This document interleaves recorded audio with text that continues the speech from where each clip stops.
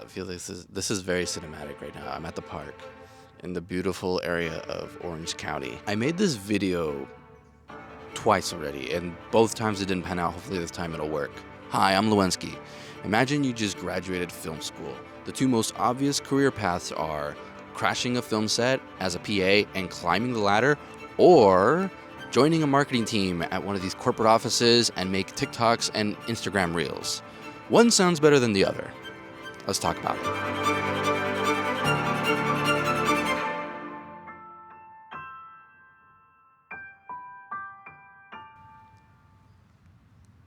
And that's at minimum. Yo, I actually don't even mind that the highlights are bloomed out like that. If you guys are like me, you have a bunch of friends who have either worked only corporate or have either worked only on film, like traditional film. Is film school even necessary? That's a topic for another video. You know, it's the end of 2025 and we've had a rough couple of years. Those of us that graduated right before the pandemic were very severely nerfed because the industry that we were supposed to hit the ground running into suddenly shut down and vanished when the world needed it the most. When I was in school, it was thought that as soon as you graduate, you have to jump onto a film set and start PAing and work your way up the ladder into the department that you want to work in. Me, I'm a camera person, so I would be a camera PA, charging batteries, bringing the cases over here, keeping track of the equipment, fire watching, then moving up to the second, then the first AC, then camera operator. That sort of changed after the pandemic. I can't speak for everybody, but for me at least, when everything shut down, I had to pivot, I had to switch gears, and I built a editing machine, and then I had to edit. I edited everything from music videos to corporate videos to streams and podcasts. It was fun. It was an interesting time. Everybody got together on Discord. It felt natural. Everybody was pretty much on the computer anyways, so might as well just, edit. I can't imagine how horrible it must have been to be in film school during that time. Don't even get me started on that. I've heard horror stories. And everything leading up to the recovery of COVID, all my friends and colleagues that graduated university before me, those that had corporate jobs, when I would ask them, what is it like? They always said basically around the same thing, that it's soul-sucking, it's not creative, and it's just a load of crap. And then in 2022, I moved to LA and I didn't have a job yet. And I was trying to gig around. This was during the time when things were starting to pick up, but still very, very dry. All those depressing Facebook posts about people losing their livelihoods. But I got lucky.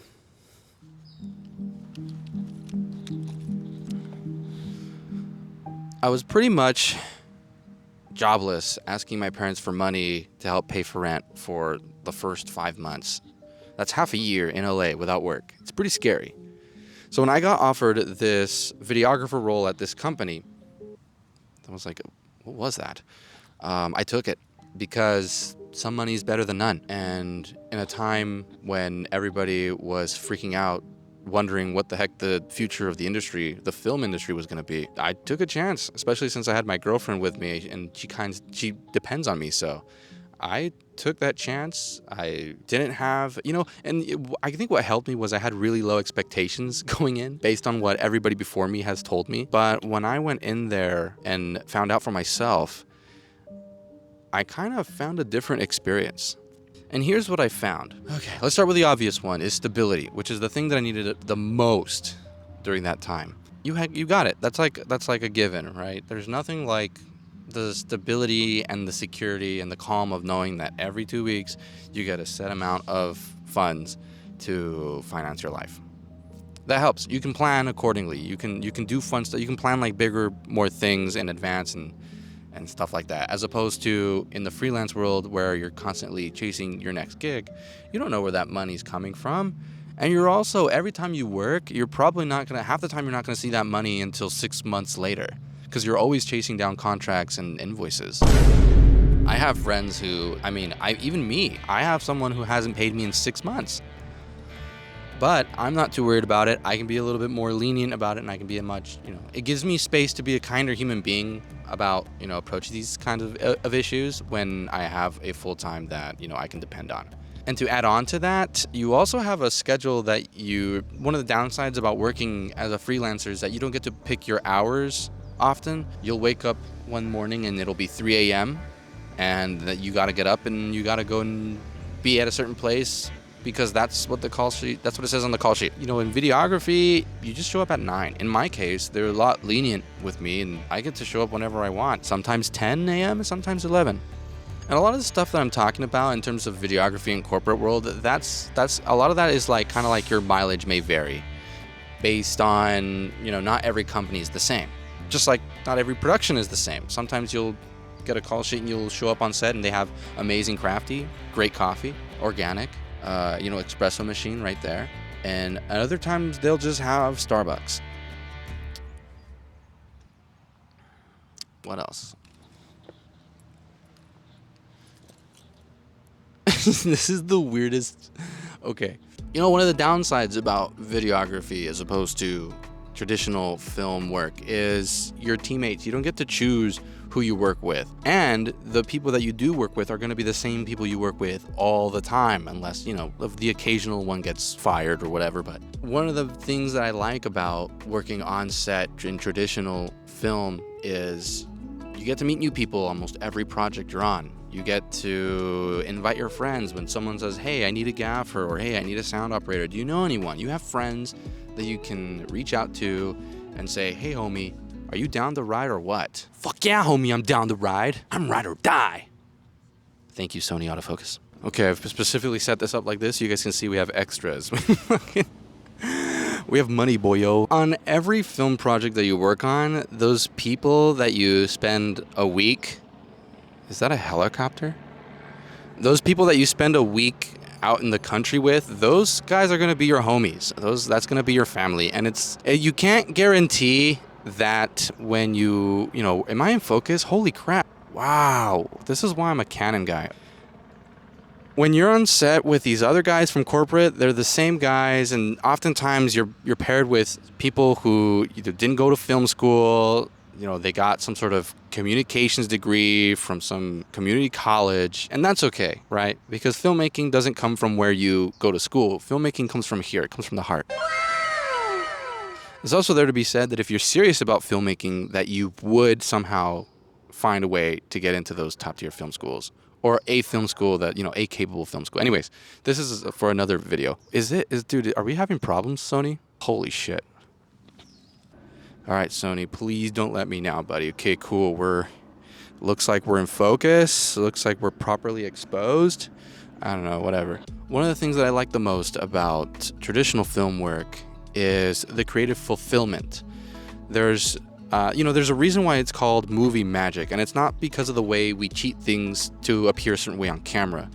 It's because of the creative solutions that we come up with and the experiences that we make and the core memories with other people when we help, when we're a part of something and help bring a story to life. That doesn't always happen. It's very rare when that happens at least in my experience, in the corporate world. Because when you work for a corporation or a business, they want a very specific video, and they want multiple videos of the same thing. You'll often find going into these kinds of jobs is that a lot of these, oh, that's great. A lot of these is, I'm pretty sure my microphone is way better. I'm pretty sure Rode handled those horns like a champ. I'm not even fucking worried.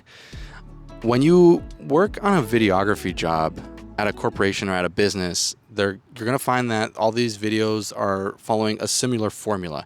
Everybody's competing with other businesses and other videos that these other businesses post. I'm not even in focus, and that's okay. And you're going to get burnt out because it's the same video over and over and over again. You might get something else, you might get something different every once in a while, but you'll always go back to that same recipe. The introduction video of this product, or the talking head of CEO or COO so-and-so doing something. Or, hey, let's do an event recap for our gala. It's always the same thing. It's easy work. Actually, that gets into my next point, but I'm going to change the frame because, Jesus, Sony's having a problem. Where's the sun? Found it. Found a little pocket of sun here next to this big tree. Okay, one positive thing that you should consider when deciding if you're going to apply to these videography roles, you'll experience something really interesting and very specific to the corporate world itself, and that's corporate culture. Corporate culture. Basically, these businesses typically have ways of keeping employees' morale up. That could be a snack party. In my case, every end of the year there's a Christmas party followed by a fun event. Like the 2 years ago, they took us go-kart racing, and then the year after that, last year, they took us to Brazilian barbecue, and that was a load of fun. Another benefit of working as a videographer for a company is you have benefits. You automatically, because you're an employee, you have medical, you have retirement, you have dental, vision, even if, you're...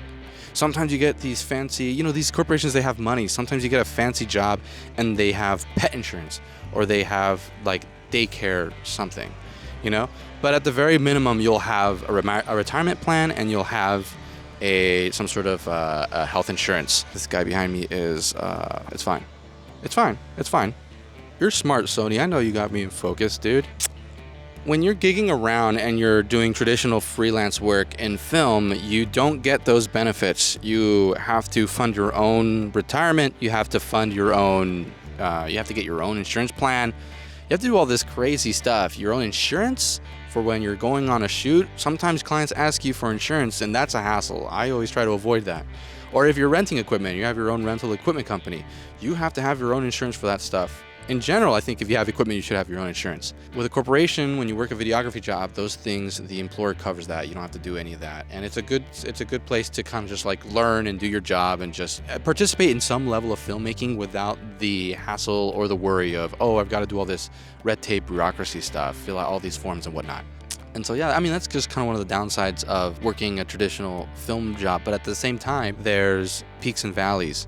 And that is the same with these corporate videography jobs, these marketing jobs. Even though you're making a bunch of TikToks and the same YouTube video over and over again, or just making some sort of sizzle reel for a dumb toilet seat for a conference in Dubai, you're in a cushy seat, you have air conditioning, a lot of the things that could suck that you might encounter on a real film set don't exist. But at the same time, creatively, you're not performing at the top level either. You could be, but if you are, chances are you're not being paid the value that you're putting into. I think to sum up the video, in my experience, being Leuwenski, after graduating, then into the pandemic, then pivoting to editing, then, now in corporate video, but then, by the way, transitioning back, basically just doing both at the same time, because why not? If you can double dip. I think it's not bad to work or to apply to these videography jobs if you get one. If you get a videography job at a company, it doesn't mean that you're a lesser filmmaker than you are. It just means that times are tough and you're smart enough to put your pride away, swallow that pill, and just enjoy, period of stability while things outside your control come back. There's a guy with let me just show you, dude. There's a guy with 2 air blowers. He's out of focus, but he's there. Times are tough. If you're a college student and you're about to graduate and you're worried right now about the state of the film industry and how things are going, don't be. Just know that there's a whole other side of that coin that even though people talk negatively about, you could use it to stabilize yourself, get yourself into a much better platform professionally, gain hours, build your portfolio, develop your cinematic style, and all from a place of comfort where failure doesn't necessarily hurt you as bad. Take those opportunities. You never know what you might get. You might actually like there and stay there, and that's okay too. For me, it was a safety net, a sort of way of, at the same time as surviving, also taking a step forward and being closer to where my friends are, to being closer to Los Angeles, to being closer to where all the independent creators are. Most of them anyway. We live in such a crazy world where now everything is starting to be decentralized, but Hollywood still has that vibe. It still has that artist hub of the world vibe. It's still going strong, and I'm a firm believer that it's not going anywhere. It's not a bad thing to take a videography job at a company. Just know that that doesn't define you, and just know that that's one step among infinite steps of your journey. And that's about it. If you have any questions, let me know. I'd be happy to answer them the best I can. Other than that, thanks for watching. I'm Leuwenski, your best friend on the internet. And we'll see you on the next... I can't believe I fucked that up.